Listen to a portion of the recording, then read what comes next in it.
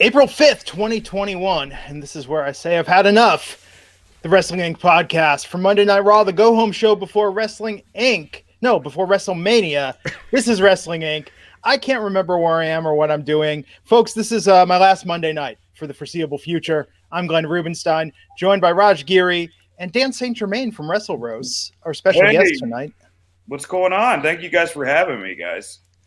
Thanks for showing up, man. I've enjoyed your humor. I enjoy your tweets. I'm excited about your podcast. Tell everyone a bit about what Wrestle Roasts is. Well, I appreciate it. I had a wrestling podcast for a while, and then I revamped it and added Mike Lawrence, who's Comedy Central Roast Battle champion, Robert Karpelis, who runs the WWE Creative-ish account on Twitter. If you haven't checked it out, it's hilarious. And Scott Chaplin, who's also done the Comedy Central Roast Battle thing.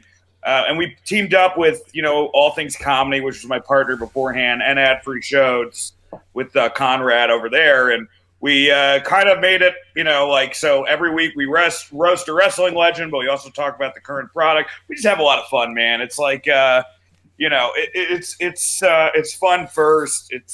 We all love wrestling, even though we shit on it. You should check it out. Very cool. I think humor and a little bit of criticism is what everyone needs right now, given the current state of the product, right? It's very cathartic, given where WWE especially is at the moment. Yeah, we'll probably talk about it, but it really is, like Raw and SmackDown really is a tale of two companies, right? It doesn't even feel like it's the same. It's the same group of people, and it is.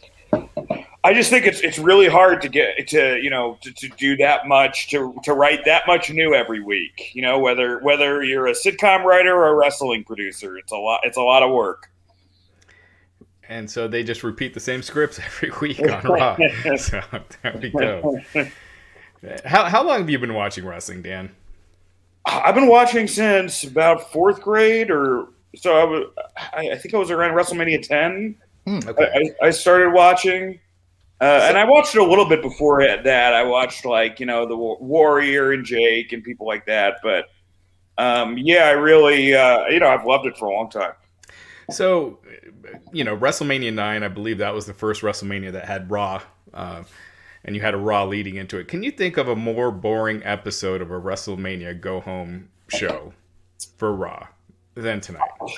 I can't. I'm sure that there have been some that are as boring or maybe a little worse. I think that, it was boring, but it was also like, I don't know how you guys would probably go segment by segment, but it was baffling. Some of it was baffling. My big takeaway is, why would you break up the Hurt Business? Like, if then you have Lashley beat them 2-on-1, which is what he did in that match, which is a babyface thing to do. So you want to keep him heel by breaking up a cool faction, but then you kind of go even against that by having him beat up two people at the same time. I was just really confused. Yeah. It was odd forward momentum of the plot. I don't really get it. I don't get what they're going with this. If they say that WrestleMania is the season finale and there's going to be a reset post-Mania, I think we're in the most dire need that we've ever been for them to just sort of, reboot the entire WWE universe. Yeah, I get what they're doing with Lashley and Drew. They're trying to make them both as strong as possible. It's like a Batman versus Superman almost kind of thing. But again, to Dan's point, why break up the Hurt Business? That they had momentum. They were one of the better things on Raw.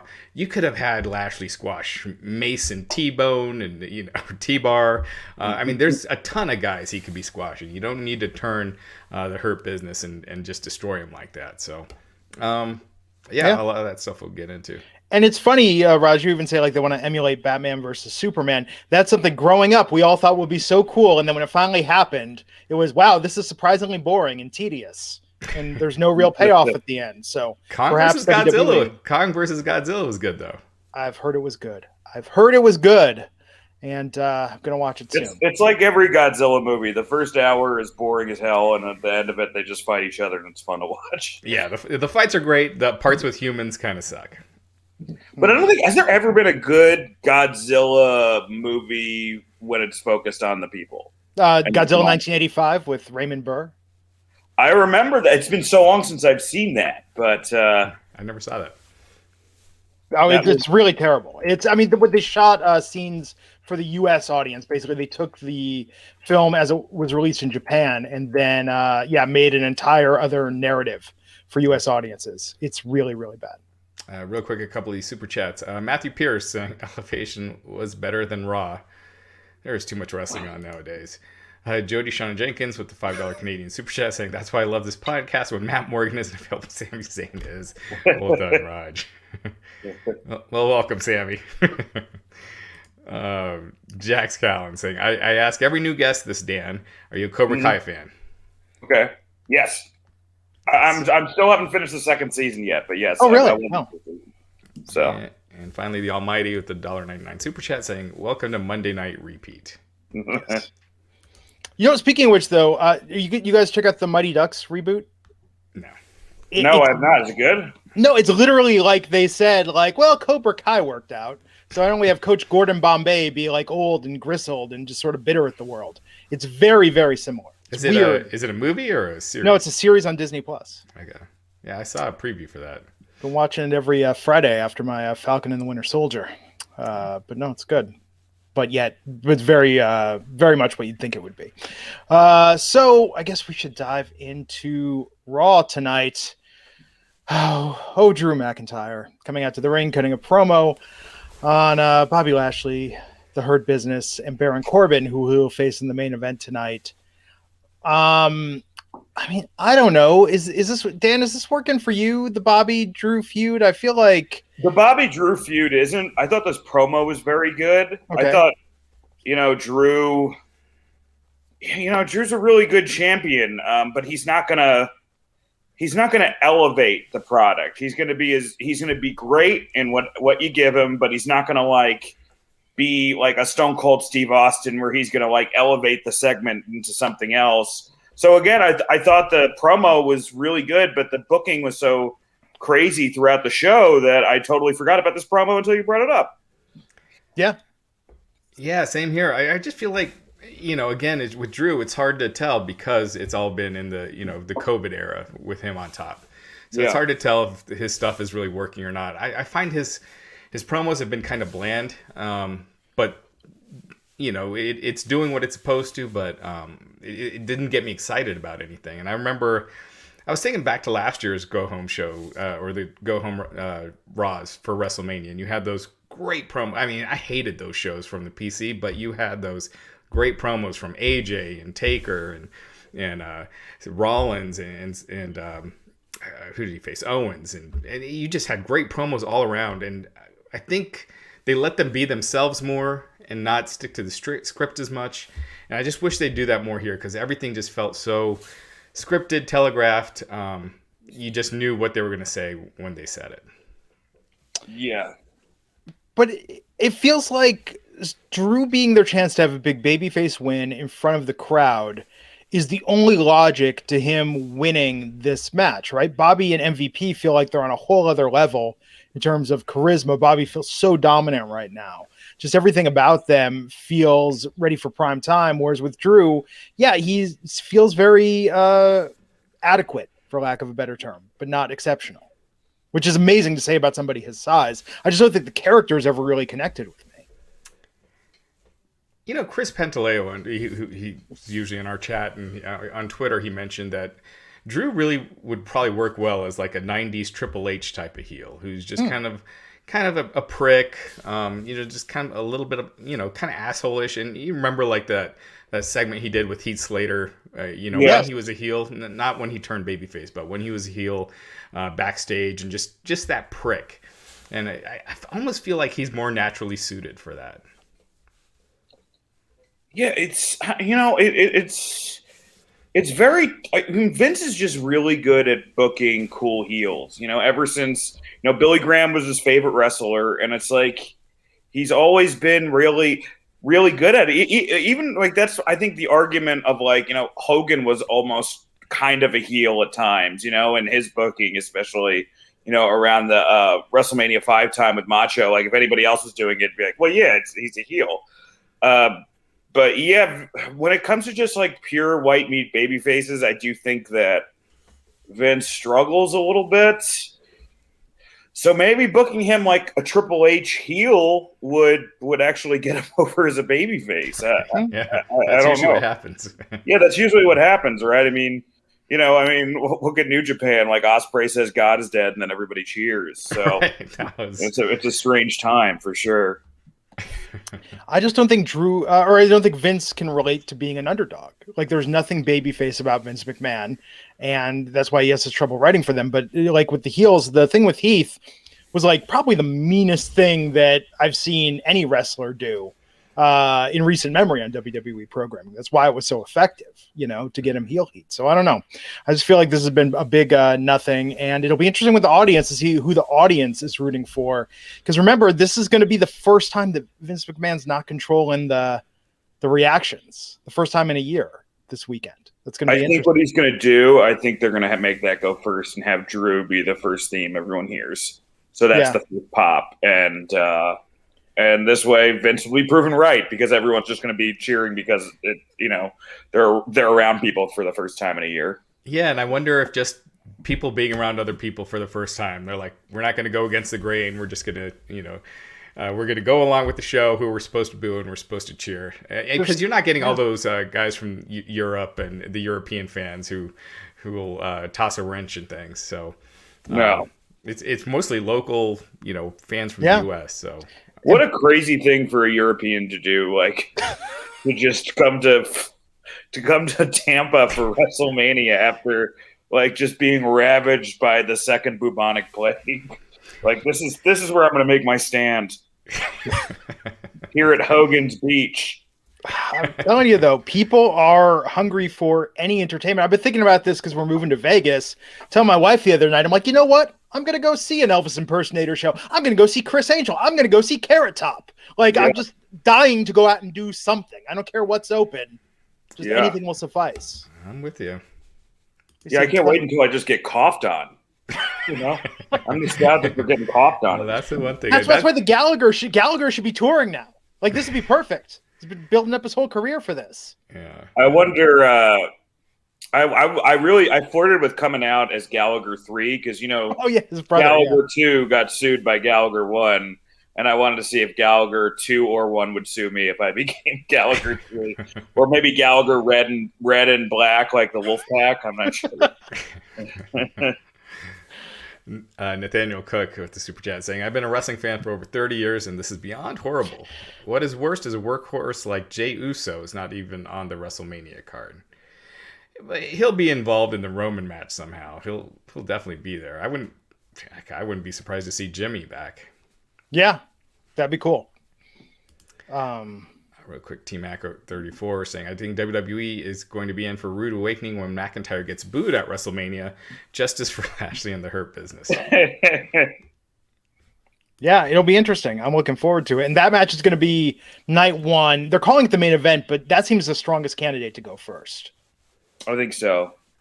I mean, I think some purists want it to be Seth and Cesaro, but I don't know. I mean, that would be nice for Cesaro if he was the first pop ever, but nah, Vince, I guarantee, like, Vince doesn't believe that that's worthy of the first match back.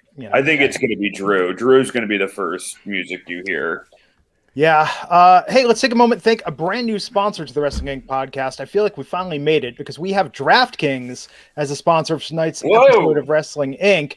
You all know WWE's biggest two-night event is this weekend in Tampa, Florida. To celebrate this historic event, DraftKings, an official gaming partner of WWE, is putting you in the center of the action with $50,000 up for grabs this weekend. Each night of WrestleMania, there will be a $25,000 free-to-play contest. You can play for your share of $50,000, and it's easy. Just download the DraftKings app, sign up using the promo code Wrestling Inc. I'll put that on screen in a moment, and enter DraftKings free-to-play WrestleMania pool. You get to answer questions like who's going to make a surprise appearance, who's walking away victorious, and the customer with the most correct answers will get their share of the $50,000 in prizes that are up for grabs throughout the weekend. DraftKings to date has paid out over $7 billion, that's billion with a B, to its players since 2012, so they know a thing or two about big paydays. So here's what we want you to do. Download that DraftKings app and use our promo code Wrestling Inc. when you sign up. And that will enter you in the free WrestleMania prediction challenge with $50,000 up for grabs throughout the weekend. So again, use that promo code Wrestling Inc. now and enter 2 free $25,000 contests each night of WrestleMania, only at DraftKings, an official gaming partner of WWE. Terms, conditions, and eligibility restrictions apply. See DraftKings.com for details. And again, download that app and use our promo code Wrestling Inc. to enter the free WrestleMania prediction challenge. Again, $50,000. So if you feel like like you're in tune with a 70-plus-year-old man and the booking decisions he's going to make this weekend, put it to the test, win some money. And we thank DraftKings for sponsoring the Wrestling Inc. podcast. Love having DraftKings on board. Yeah, it's awesome. I've used them for a while now, so... Oh, it's so much fun. So much fun. And I love that it's free to play this competition. And hey, we need something to keep us more invested in WWE programming right now. And I think having money up for grabs is a great way to do so. Let's talk about Xavier Woods versus AJ Styles. But before this tonight, we had backstage magic with Matt Riddle and the New Day. All the marijuana-related references. Dan St. Germain, you're on the cutting edge of comedy. Is stoner humor still relevant in the year 2021? Well, anything is. First off, how does my mic sound? I got to do crystal my clear. Crystal clear, right? Yeah. I'm sorry. I was using the internal mic for that. Look, like everything, it's like everyone thought like airline jokes were dead, and then Louis C.K. did that airline run on Conan and killed it. So it's like somebody is going to do a stoner joke and it's amazing, I mean, does this, do we need the Snoochie Boochie stuff over again? Probably not. There's probably, that well is probably dry, but again, it's like, I think a version of this could work with Riddle. I don't think that I understand why they're doing the stoner thing with him. I get it. Like they feel like, just being really good in the ring is not enough for Vince. I just wish they made him like a little less cartoony. Yeah, he's like stoner Steve Urkel. And that's not cool. There's nothing about him that you think like, and it's weird when you think about it. If little kids would be like, I like that guy, and parents are having to be like, please don't make Matt Riddle your role model for a variety of reasons. But this is not the path to go down. I don't know. I don't think this is getting him over. I mean, we've seen wrestling characters using pot in the past, or using pot as part of their character. RVD, Too Cool Scorpio in the past, and it was cool. But by doing this, it's just so annoying that I just don't see how. I see more people turning against it. This is one where I could see the fans going against the grain and cheering Sheamus at WrestleMania. Yeah. Oh, I don't know. That hat, man. That hat is real heel heat. That is true. I just want to kick him every time I see it. That's the one thing they did a good job with, is that hat. Like that hat is Baron Corbin, It's like he's wearing Baron Corbin. Yeah. It's I don't know. But Xavier Woods versus AJ Styles tonight, not really much of a match. Almost distracting the referee. Woods took advantage, rolled up AJ for the pin and the win. Are you excited to see Omos wrestle this weekend? Yeah. I mean, yeah, I guess. Yeah. I'm not like, oh my God, I can't wait. But, it'll be interesting to see something that tall wrestle. It's just like a real, he's going to be really tall. That's going to be fun to watch. It'll be interesting to see what he looks like with gear on. Like, because if he takes his shirt off and he's wearing like a tank top and he's got like Corbin arms, that's it. The push is over. He's got to have some we'll see how big this guy's career is going to be once he comes to the ring in his gear. You don't think he should have fur patches all over him and that could help. Muscles? Yeah, a fur patch adds a foot. So yeah. I'm curious. I mean, it's been a long time since we've had like someone this size wrestle. And I think it's a smart move to have him tagging with AJ. I think it's clear that AJ and Omos are winning here, and obviously them beating AJ every week makes it that much more obvious. But yeah, I'm curious. This is he makes this match interesting for me, I guess. Yeah. They're hyping it. Nathaniel Cook, Buck99, congratulating us on the DraftKings sponsorship. Well deserved. Yeah, that's big. That's big for you. That's a big one. Things are happening, man. We're going places. Move over, Blue Chew. There's a new prom king in town. Jared Wilson, $1.99 pounds. Not all heroes wear capes. Sheamus is that hero. I think Sheamus is the crowd's.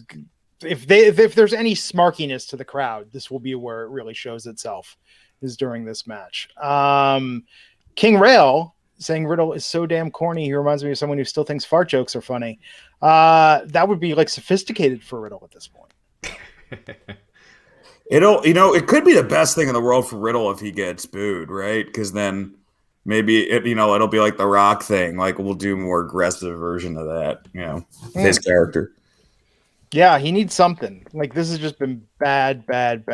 And I was really optimistic when he got beat up by the Hurt Business a couple months ago and he couldn't remember anything. I thought they were going to do a Gilligan's Island style personality switch maybe with him or something. And start wearing suits and saying words like indubitably, but nope, they're just running this stoner thing into the ground. The 2-on-1 handicap match, Elias and Jackson Riker versus Braun Strowman.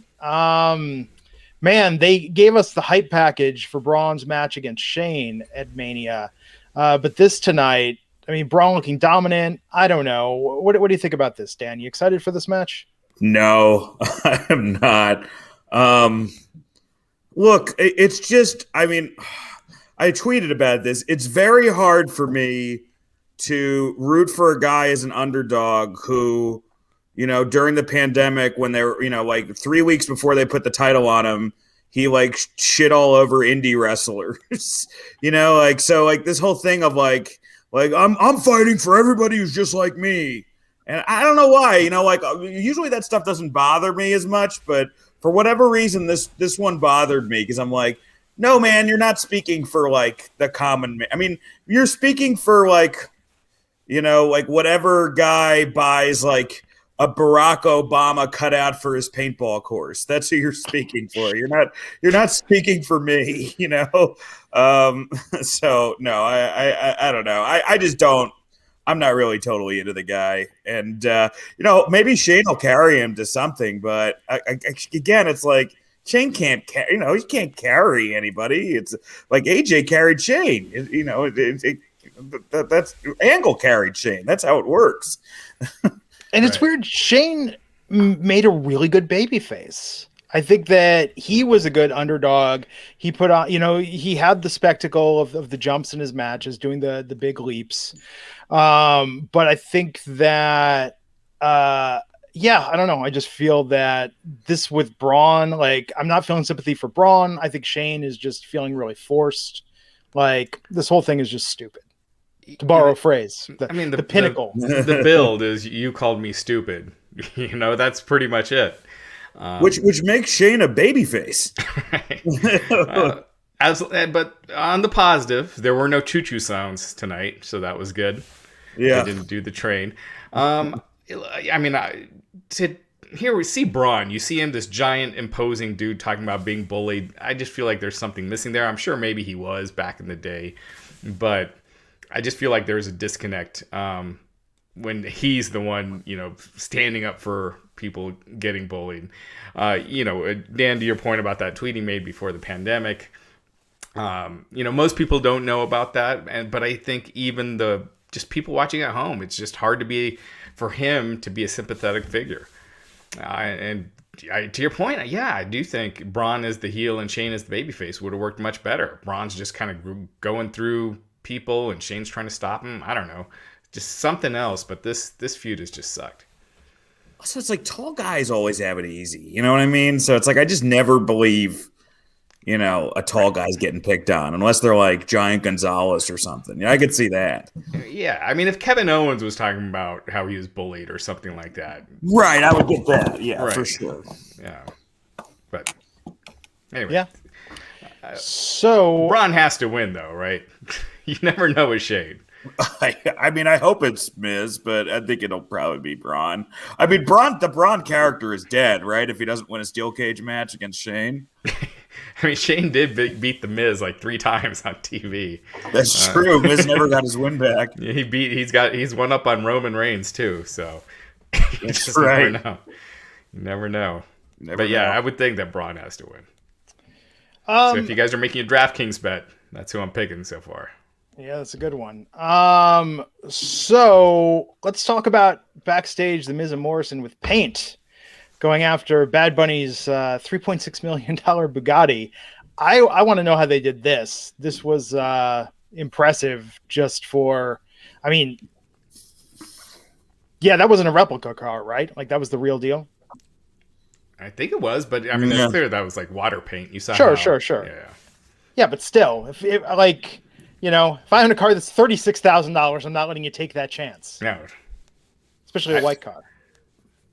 no, I agreed. Like Bad Bunny, he's a good sport for that because that's Dude, Bugatti's Bad Bunny's such a wrestling fan. He's probably gonna like drive around with the paint stains. You know, like he wore the 24/7 title to SNL. Nothing's gonna surprise me with this guy. Yeah. But this is good on a good heat, right? And then Bad Bunny getting furious, and then the Miz like beating him down backstage with Morrison. I mean, this was probably the most solid traditional build they've had in this entire feud, right? I think the music video last week, whatever, it was kind of cute, but this is really putting some stakes on things. I wonder if they just got like Damian Priest just got cleared today or something. Or Morrison. I was thinking because Morrison. because I think Morrison was injured. It could have been Priest too. Priest was off TV there completely for like the week they announced the match. But yeah, it does seem like something. Hurt. Yeah, I mean, Priest is a star, man. I thought he probably cut like one of the better promos tonight to get me excited about Mania, and I thought Bad Bunny was pretty good, you know, too, for being a celebrity and doing this. Yeah, he's got more charisma than a lot of other wrestlers on the roster, that's for sure. you can tell he for loves sure. it. I don't think they needed to give him a 15-minute promo. No, later they in didn't the need to show. give him that long.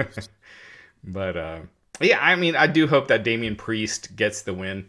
I could see them getting tempted to have Bad Bunny get the pin, but I think Damian Priest, he's clearly a star, depending on how they use him. I mean, we've said that with a lot of guys that bring him from NXT, but he does have the look that they like, so I think he's got a better shot. And I'd like to see him get that pin and, involve Bad Bunny in the finish, but have Damian Priest get the win. Yeah. So Nia Jax and Shayna Baszler versus Asuka and Rhea Ripley. Now, of course, Asuka is defending her women's championship at WrestleMania against Rhea. But tonight, can they exist as teammates in this match? Not really. I mean, I don't know. They lost. Nia and Shayna won, which is to be expected. Yeah, I did not. I mean, they only had like 2 weeks to build this feud, but why did they choose? They literally like chose the same way they built Sasha and Bianca, and that didn't really work until they broke up. So why didn't they just start them, at odds with each other? Why does Vince is obsessed with like having WrestleMania opponents tag together? It is his. Like, for whatever reason, he thinks that we're all going to find that to be the most fascinating thing. And sometimes it works. Like it worked when they did when they had like Batista and Taker versus Cena and Michaels before 23. That made sense, but it doesn't work. It doesn't have to be every single feud. That's been their blueprint with babyface versus babyface. I guess Rhea Ripley here, at least by the end, wasn't a babyface, but maybe she was going in. But that's been their MO, is when you got two babyfaces, they have to team with each other. And, back in the day, they didn't do that. Bret Hart and Shawn Michaels, they weren't teaming together. They did those great training videos and everything. And Ultimate Warrior and Hulk Hogan never teamed together. And then it just became this crutch that they just keep doing over and over, even when it makes no sense. So, yeah.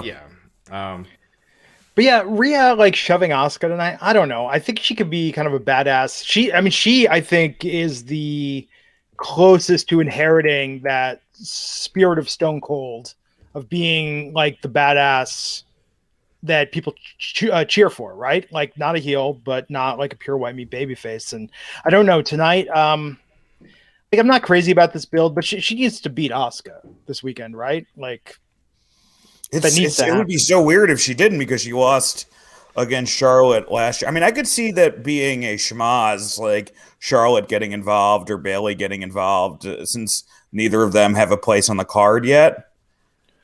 Yeah, I don't know. I mean, unless Vince is. I mean, this fits like Asuka being laid unconscious or laid out 2 weeks in a row. That also fits Vince's thing of like that person then going over at Mania. You know, like he usually he's had so many different feuds where the person gets beat like 4 times and then they go over. I wonder if that's what he's going to do.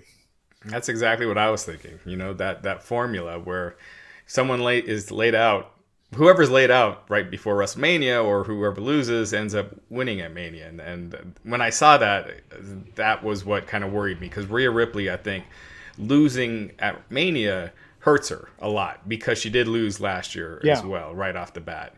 And last year, I mean, everyone, I think, assumed that Rhea Ripley was winning that match against Charlotte, or most people for sure.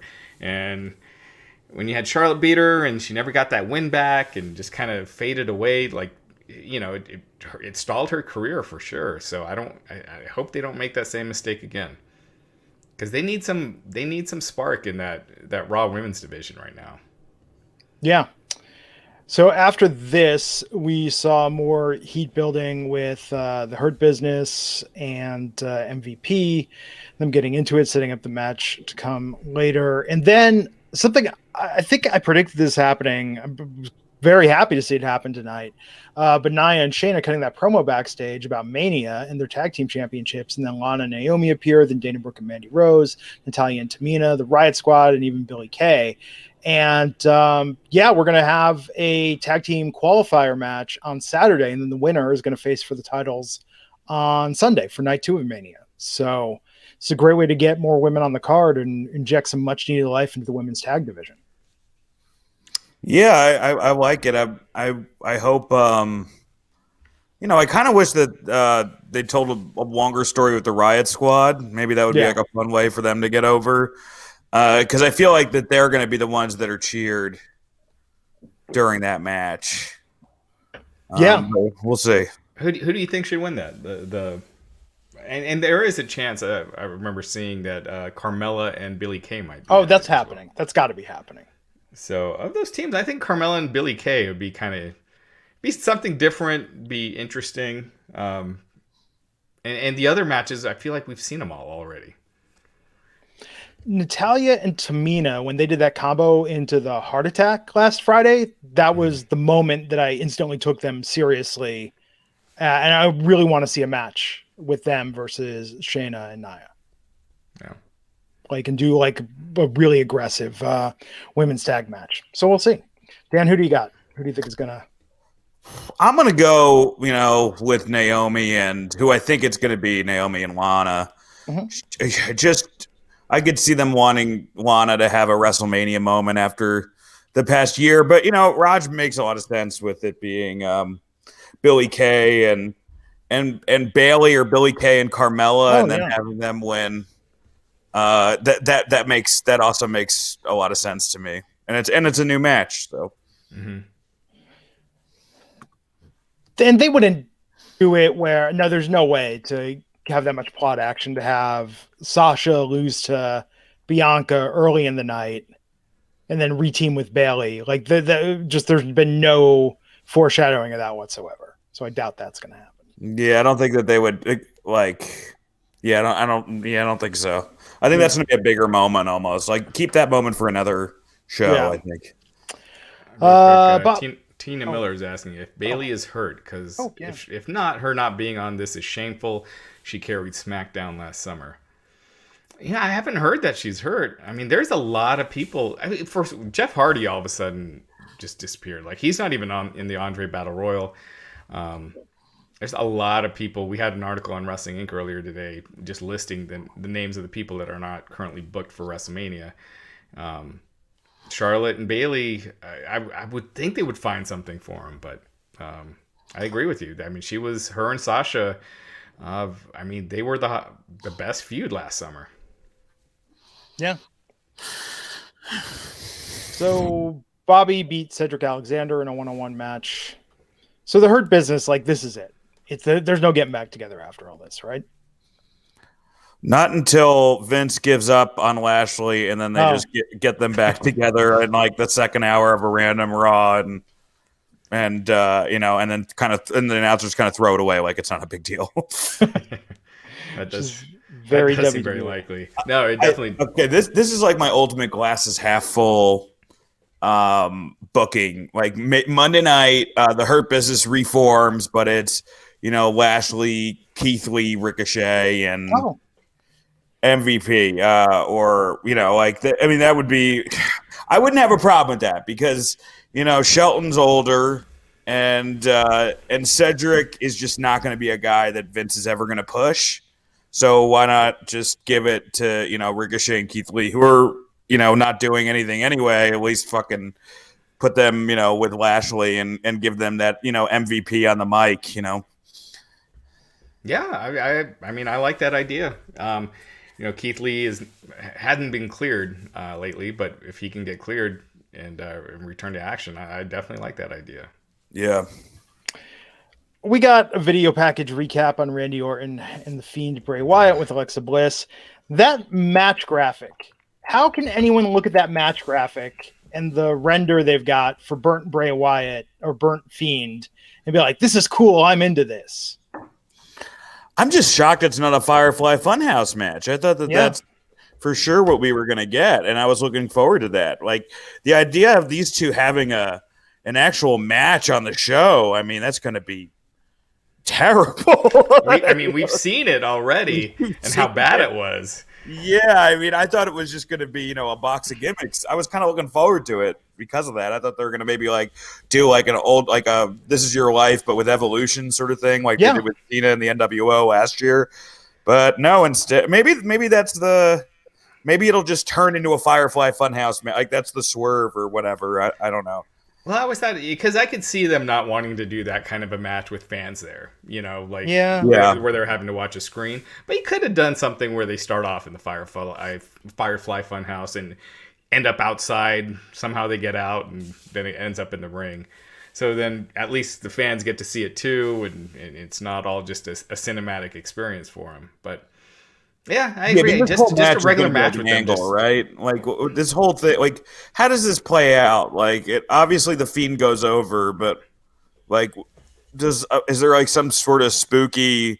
Does the Fiend take a dump in Randy Orton's bag or something that Orton would have done back in the day? I'm trying to think how this pans out. It's probably it's remember how Undertaker feuds would always end where he would symbolically bury and kill his opponent. Yeah. It is. I'm guessing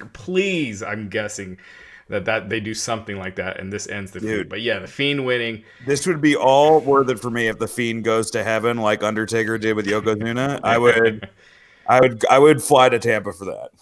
Was that the Chuck Norris one where Chuck Norris was kicking people around? No, that was the Royal Rumble. Chuck Norris is when Taker came back, and then Taker threw Yoko in a casket, and then I don't know. Yoko was supposed to come back skinnier. That's and it didn't, unfortunately.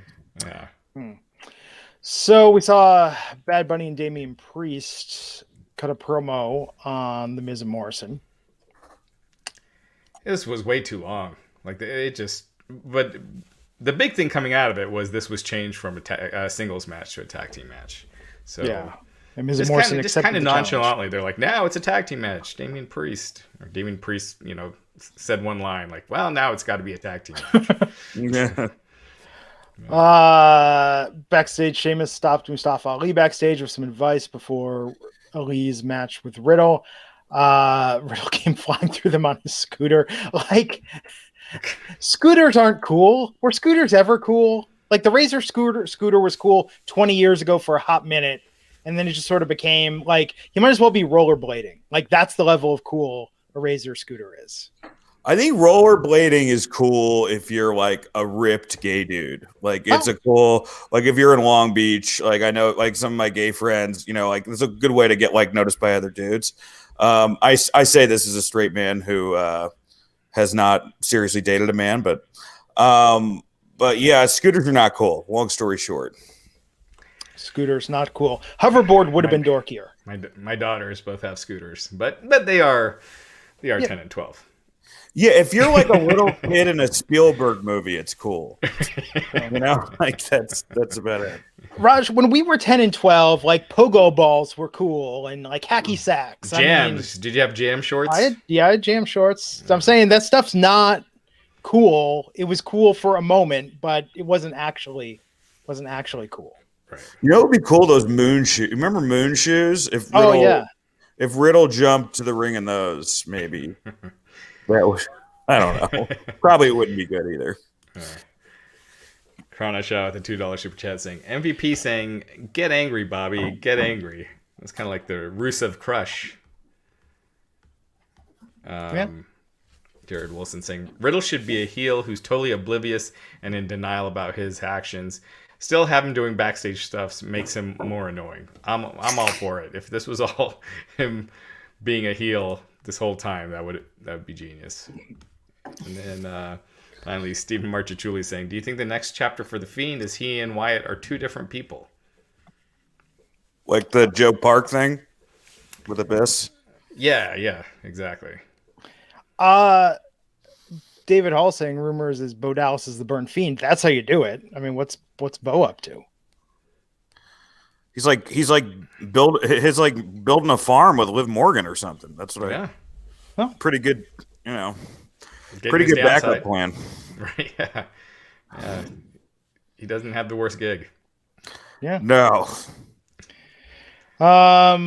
So then we did have Riddle versus Mustafa Ali. But by real quick, no, I don't think they're going to split them up. I think they could change the Fiend around, but I think Bray Wyatt's always going to be that guy. Yeah.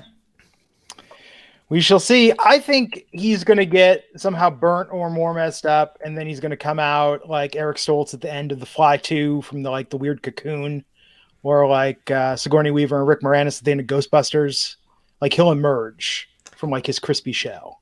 Hey, it'll be like Kane, right? All those years he was horribly disfigured, and then just one day he wasn't. He takes off his mask and he's just got a weird eye, and then he doesn't have a weird eye anymore. Needs to get hooked up with Randy Orton's skin graft guy. That'd be funny if they did the Hebner ending, but with the Dallas brothers, Bo Dallas and Bray Wyatt. And it's clearly that's Bo Dallas. Clearly Bo Dallas didn't gain 100 pounds. But we haven't seen Bo Dallas lately. Yeah, who knows? That's true. Yeah, that's true. And the quarantine, man, we're all putting on weight, especially. Oh my God, yeah, I'm up to. It's bad. I'm going to be a Lifetime special, and another couple months. I knew it was bad when I weighed as much as Matt Morgan weighs. And Matt Morgan's a foot taller than me and almost. After I got the second vaccine, I'm I think that's the first thing I'm going to do is go back to the gym because it's been a rough year. Yeah, I always like to say I weigh the same as LeBron James, and then just keep it at that. Keep it at that. It's bad when it's I weigh as much as the Usos combined. Man, that's the best Samoan to weigh. You want to weigh like Jey Uso out of all the Samoans. You want to come up with a Jey Uso number. Jared Wilson, do we get to this? Yeah, we got that one. Okay, sorry. I'm slacking on the super chats tonight. I should put my Twitter or something in here. Oh yeah, enter that. Yeah. All right. So Riddle versus Mustafa Ali, Riddle getting the win, but he did get the crap kicked out of him for a while, which has become probably my favorite recurring segment of Monday Night Raw. Anytime he gets the crap kicked out of him, it makes me feel good. So I feel bad because he's so good in the ring. I really like him in the ring. And he's a great dude in real life, but man, his character just drives me nuts. Yeah, it is bad. It's like fingernails on a chalkboard. Was Ali's entrance music different tonight? Yeah, that was good. I like that. I like Ali without the baggage of all the Retribution stuff. He's so talented, man. I hope that, I don't know. I was kind of like halfway hoping he was going to be added to the Riddle Sheamus match, but no. Yeah, they had an easy storyline he had there going with Kofi Kingston, and it just just faded away. I mean, that could have been a WrestleMania match. You could have easily done the Hurt Business versus Omos and AJ, and turn Shelton and Cedric babyface for that. But I don't know. I just feel like Ali, they keep dropping the ball with him. Yeah. And then inexplicably, the main event for your Monday Night Raw Go Home show is Drew McIntyre versus King Baron Corbin. Are they trying to get us to cancel Peacock? Yeah. I came downstairs and my wife had opened Peacock to have it ready, and she thought she could watch Raw live on there. And instead they were showing the Raw, the Money in the Bank Go Home from last summer with Asuka and everything. And it was probably a good 30 seconds that I was like, what is going on here? Yet this is way more compelling and interesting than what we're seeing currently on Monday Night Raw. This is really, really just, this isn't a sleeper match. This is a go to sleep match. And this whole idea that, Corbin's supposed to beat him up and MVP's trying to remind him, hey, you're here to take him out, not to win the match. And of course, that's Corbin's downfall. He flew too close to the sun, and then he got pinned and lost. I mean, so Drew McIntyre standing tall, but Raj, using your booking math, maybe this means that Lashley's going to win? I mean, I had assumed that after this match, Lashley was going to come in and just beat the crap out of Drew, and that would make it obvious that Drew is winning at Mania, but they just did the stare down. So, I mean, because Lashley won earlier too, I would assume that Drew is winning, but maybe, because it seemed from the beginning like this was designed for Drew to get that big win in front of fans. But, Lashley, it's hard to say because we haven't heard genuine fan reactions, but he seemed like he's had a buzz, and I'd like to see Lashley win it. I feel like it's more interesting. Yeah. Dan? Yeah, the Corbin, I understand Vince is like, okay, he gets JBL type booze. It's the only way to get my top babyface over is have the guy that people actually legitimately hate and have him get heat on my top babyface. But Baron Corbin is it's go away heat. So it's like, here's how you get Drew over with Baron Corbin. What you do is you spend 4 weeks announcing that the WWE Championship match is going to be Corbin versus Lashley. And then the week beforehand, Drew beats Corbin to take a spot, and then everyone would be like, oh my god, I'm so thankful that there's no chance Corbin's going to win the title at Mania. But instead, you just had him not even soften him up, right? I mean, they gave him the cane, and Drew's a fantastic wrestler, but Baron, even the little stuff, I would never, no one else would throw the cane to the side before they took the Claymore. It was so weird when it just, everything is just so telegraphed and not good with that guy. It's it stinks because I am a Drew fan, so it's just a bummer. Corbin should do more with the cane. He should be out there like Prime Minister Pete Nice with the cane, cutting promos using the cane with his hands. Yeah. Didn't that seem very Karate Kid-ish to you? Where he's like, I can beat him, or he's like, I don't want him beat. Yeah, it's like out of commission, no mercy. That's what that reminded me of. It seemed like someone was watching that. But Corbin.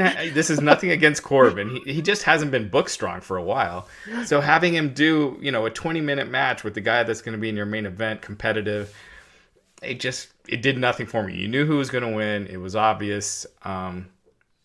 I don't know. It was just dull. There's no reason to watch it if you're not a hardcore viewer.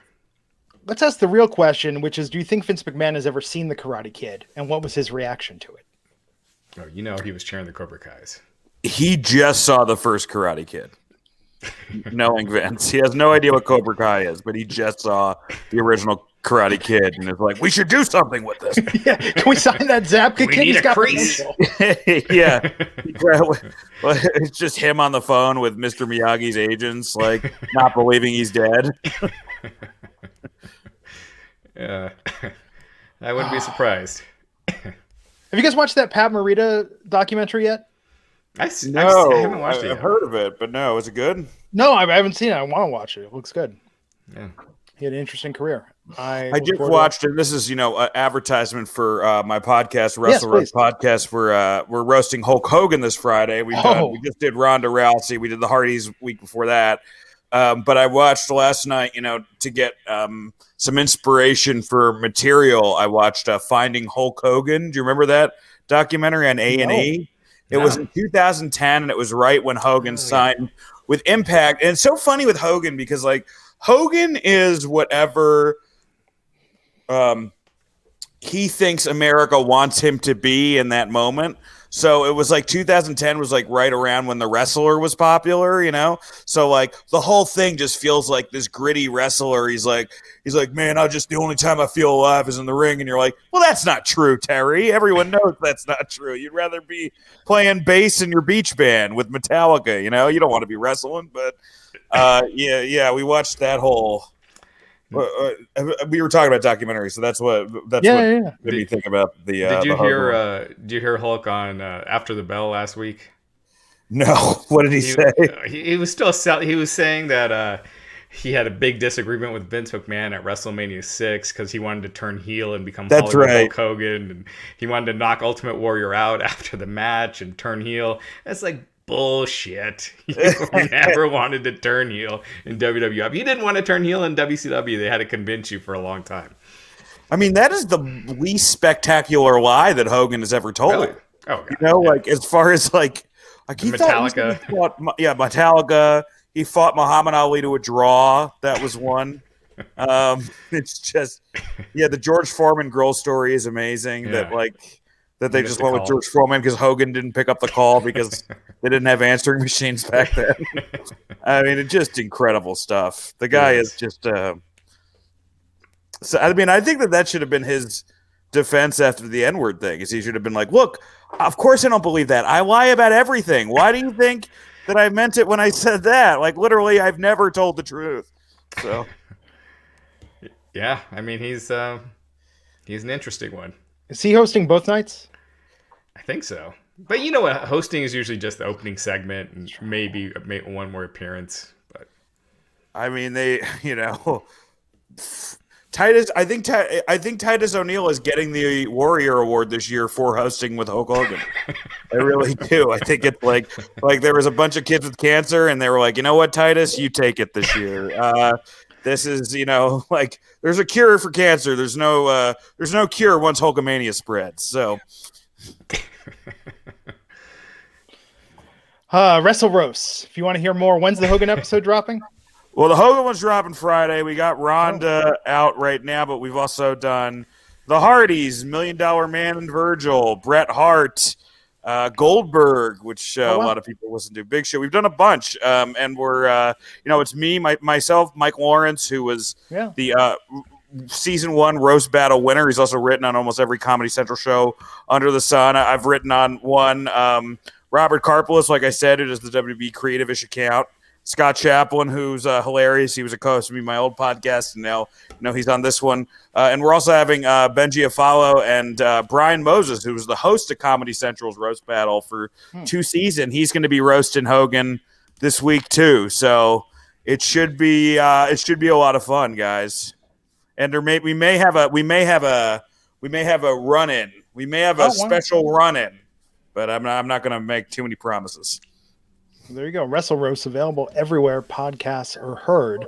Do we have any news or anything, Raj? It's been kind of slow on the news this past week. Should we run down this WrestleMania card real quick? Should we? The final WrestleMania card until Friday. Any changes that may happen, and then guys, feel free to chime in. Do we want to give everyone the podcast schedule, which I saw? Oh yeah.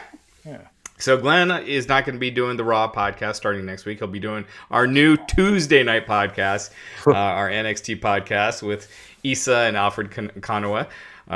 Wednesdays are going to stay the same. Matt Morgan, Justin LeBar, Alfred Konuwa. Fridays are going to stay the same with Glenn. Issa and Matt Morgan. So Yeah. But this week no podcast tomorrow night. We got a podcast Wednesday night. Justin LeBar, Alfred Conway, and Matt Morgan. Thursday night after NXT Takeover Night 2, Justin and Alfred will be back.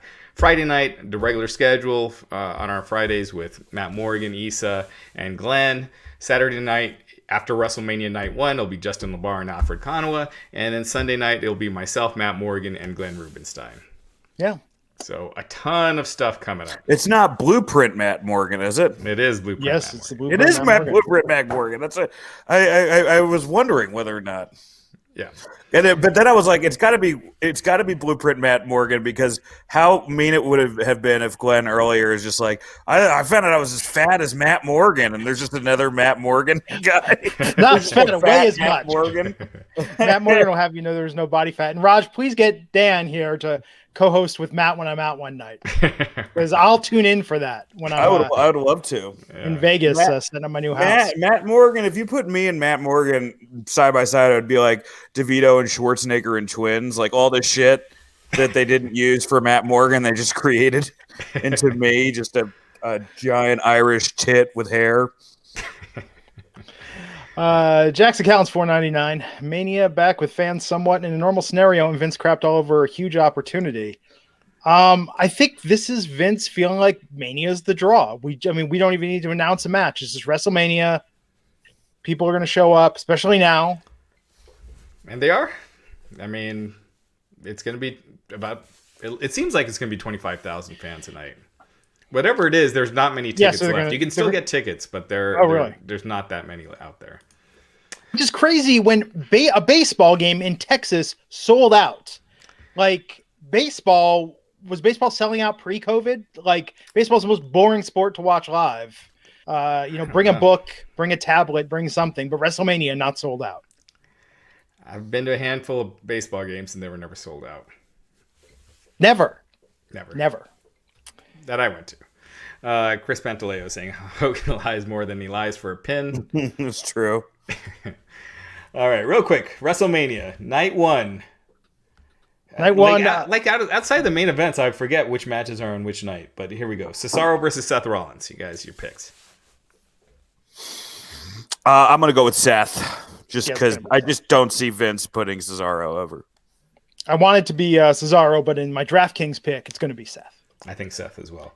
And everybody, don't make your DraftKings pick same as my DraftKings pick, because then we all have to split the money. It could be a whole thing, just riding my coattails to see how it is.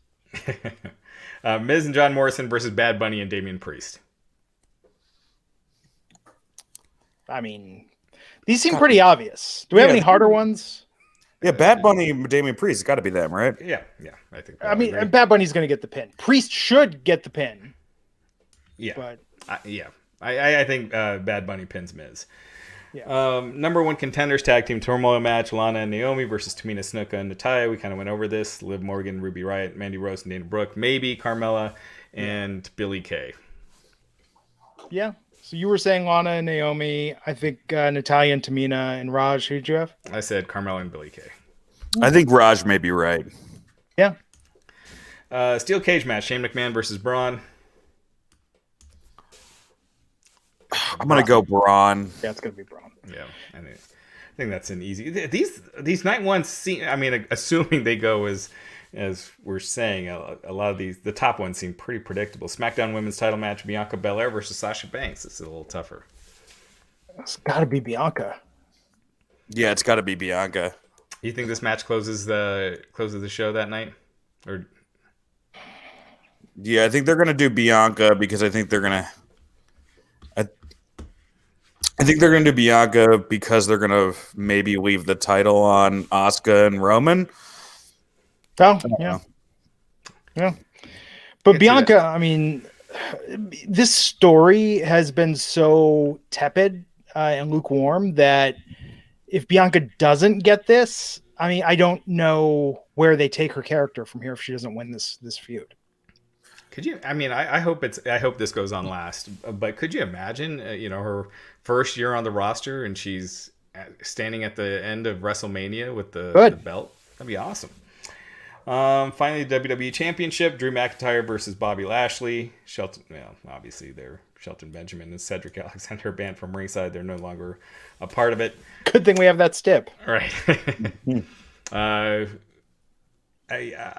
You know what? I'm gonna say Drew. I still think they're gonna go with Drew. But I hope I'm wrong. It's just such a boring choice. I think it's going to be Drew because they're going to have him open the show. Yeah. Yeah, I could see that. And Baby Rexa will be Rexa. Is that? Am I saying that right? BB Rexa. Yeah, I think She will be singing "America the Beautiful" that Oh, opening nice. night. Night 2, Randy Orton versus the Fiend. Kind of talked about this earlier. We all got the Fiend, right? We all got the Fiend. Although, like, if the Fiend like wins by like trapping Randy in an hourglass, is that like technically like a win? Like, what is like we gotta like Meltzer has to determine what a Fiend win is on the star scale. Oh yeah. What is technically a Fiend win? Women's tag team titles: Nia Jax and Shayna Baszler versus the tag team turmoil match winner. I think they should break Nia and Shayna up. It'd be a good moment to do it, right? If they lose.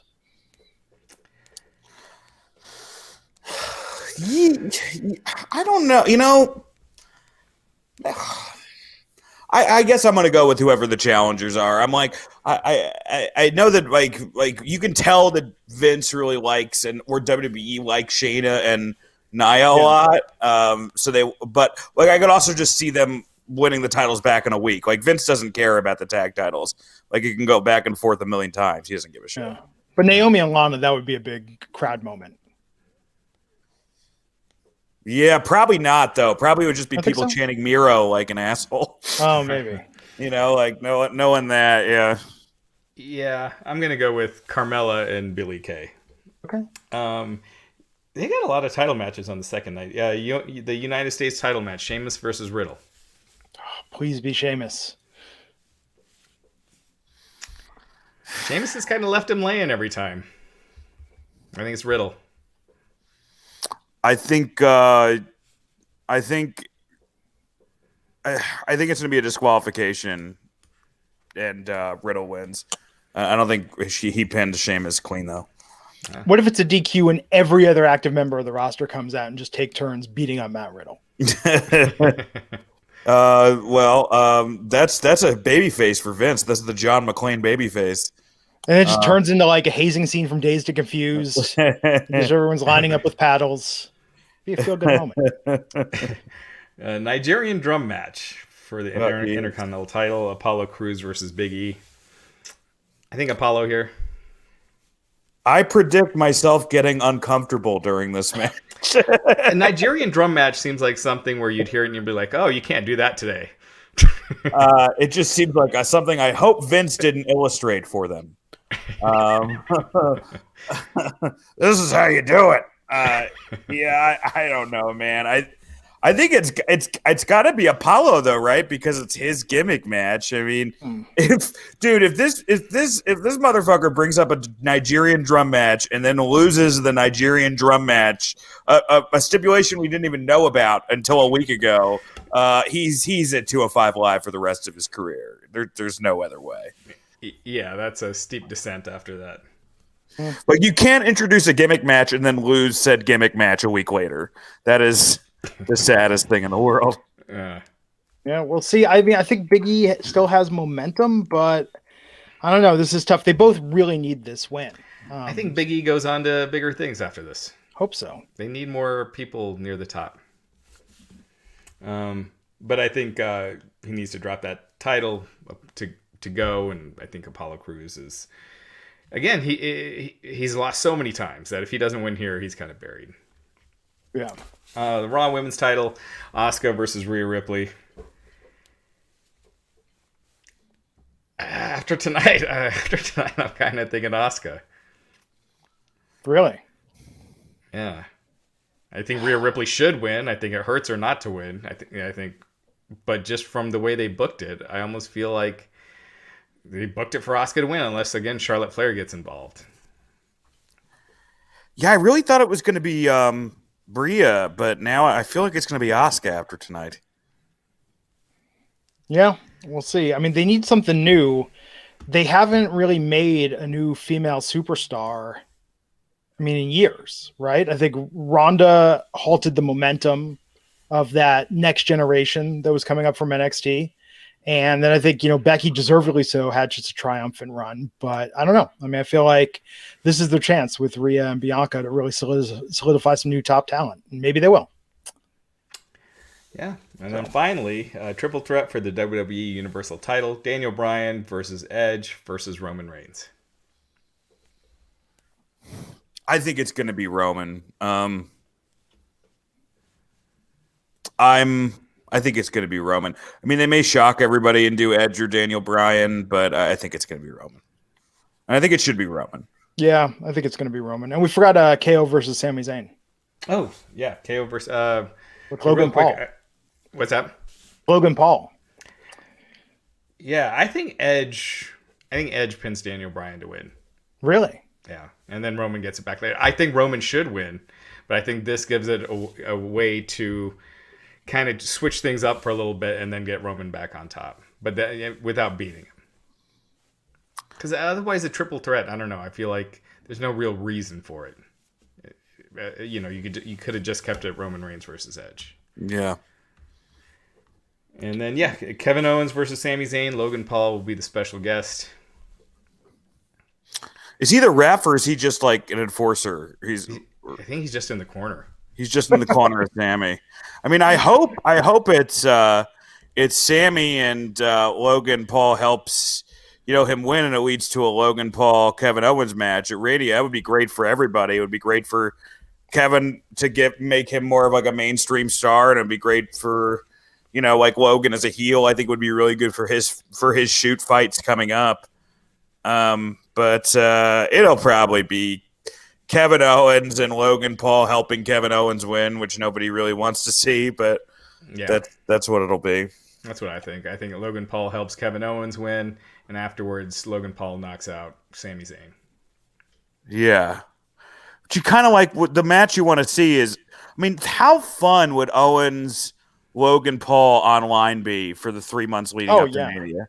It would be a blast because I mean, the contrasts are great. Like those Paul guys, I mean, they understand, the fight business better than a lot of fighters and wrestlers. So, I mean, it would just be such a win-win for him. I don't know if Vince would be, I wonder how much he would ask, though. You'd have to, I mean, he could ask for million. There is a line of reasoning to say, like, if you pay the Pauls millions of dollars, it's going to help your product. So I wonder how much Vince would be willing to pay to have them around at Mania next year. Well, Jake Paul's got more of the buzz as a fighter right now, right? He's fighting Ben Askren. He was on that Mike Tyson undercard.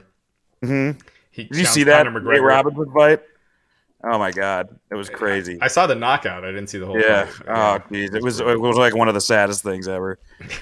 But if you got Logan managing Jake, and then this gets Sammy and KO back together with Sammy as KO's hype man again, that could be a really, really entertaining program.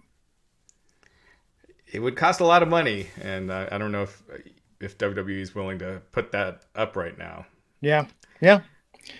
Jackson Callens, $4.99. Can't spend any more dollars for the wife. Enough said. Anyways, this Mania card, if COVID didn't exist and fans like normal, would it have a different hype and feel? I don't know if it'd be better or worse. I mean, the product right now,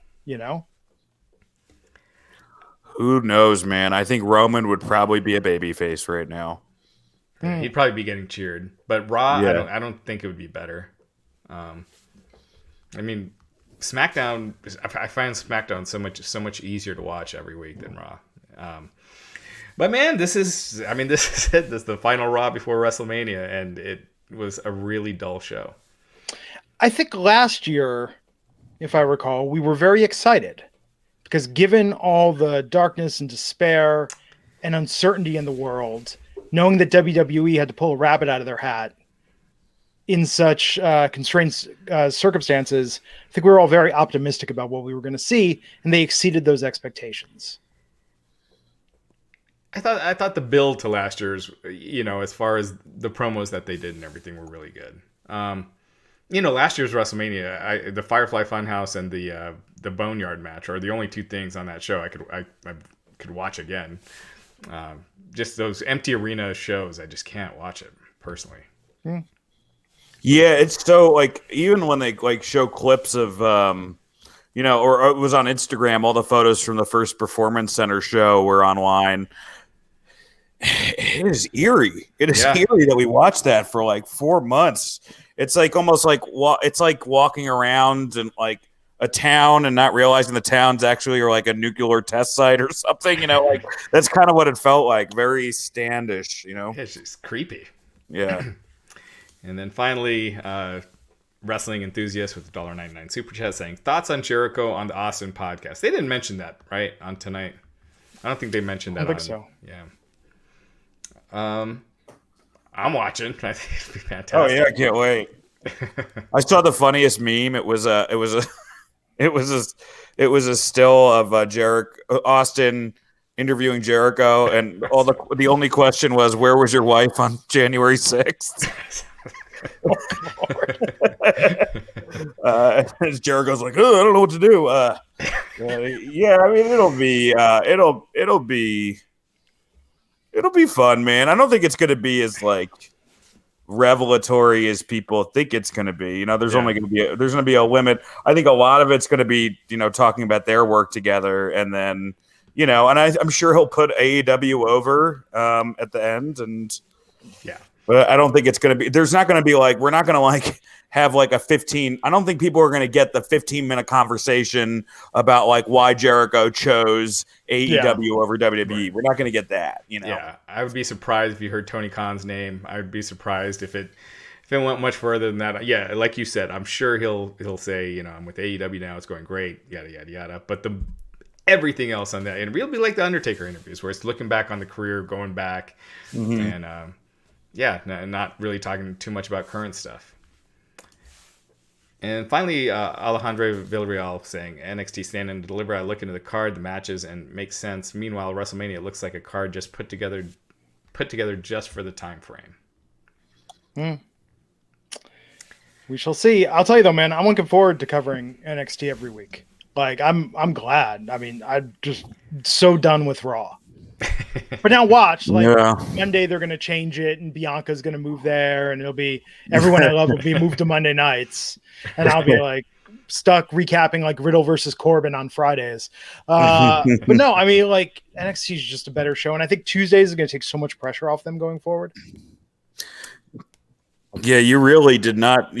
Whoever just got Raw definitely drew the short end of the stick. There. So far, it's me, and so yeah. That's like if you had one podcaster who just covered 205 Live, and that was it. Yeah, that would suck. It's the only wrestling they're allowed to watch. 205 Live has got to be better than Raw. I mean, it's only half an hour, isn't it? Like, yeah, it's got to be better than Raw. Yeah. Also, it's like Raw. It's like you just see the type of advertisements. It's always like a new sort of cheese crust from some pizza place. It just makes you feel like just the fattest piece of garbage watching that show. No, worse, we talked about it for years. Domino's was touting that if you drop your pizza, we'll replace it. Like, who do they think is watching Monday Night Raw? They're like, man, I love pizza, but I just keep dropping it when I get takeout. If only someone had me covered. I mean, it's terrible. At least they finally stopped with what was it? The Baszler hair system. Like there were some legacy advertisers that dropped off, but now I feel like it's just people that eat pizza and that vape and don't know about doing their laundry. The last Domino's commercial was like, why buy a cheeseburger when you can have a cheeseburger pizza? And you're like, I don't know, because I'm not a fucking animal. Maybe that's the reason. Maybe because I like to have two of my foods in different. I like to eat burgers or pizza separately. Maybe that's the last bastion of civilization we have left. If you watch golf or any other sport, the commercials are way different than what you see. No, but meanwhile, I've been vegan for 20 years, and there's not one within 200 miles of me. But I'm intimately familiar with the menu at Sonic, based on WWE program. I mean, it's just it's crazy. It's crazy. I mean, but the ads are the high point of the show a lot of the time. Like that Ms. Morrison stupid Carmax ad a couple weeks ago. To me, that was the best thing on Monday night. Like there's like the ads are actually what keep me more sane during the show. This changes it up a little bit. Yeah. What is it with all this Raw during my commercials? I know. And what Queen of the South is ending? I haven't even gotten into that yet. I've been meaning to get into that show for like 5 years. Now it's coming to an USA end. Network has these shows that are like 13 seasons, and I've never seen one episode. Yeah, never seen Suits, never saw Burn Notice. Royal Pains, I don't know what that is. Yeah. The Psych or Psych. Like I hear, I watched like the I always first heard that was episode good. of Psych. It was. I thought it was kind of like the Goldbergs in that it tried a little too hard to be nostalgia referencing. Like it just felt a little forced. You think like the suits like hardcore fans are pissed off because like now all these royal family people are like interested in Suits, and they're like, oh, we liked Suits before it was cool, you know? Perhaps. So I mean, what most people that watch? Actually, now I think about this, I remember when I was remember when Law and Order: Criminal Intent like moved to USA for new episodes. Yeah. I wasn't watching wrestling at the time. I think that was when Cena just got the spinner belt. Like that made me curious about wrestling again. The promos they were showing during USA program, you know. So I wonder what they think now. I feel like WWE's promo game probably is slacked off a little bit. Yeah, I mean, well, now it's just like you know, the best year of wrestling ever was like 1997 because Vince's back was against the wall, right?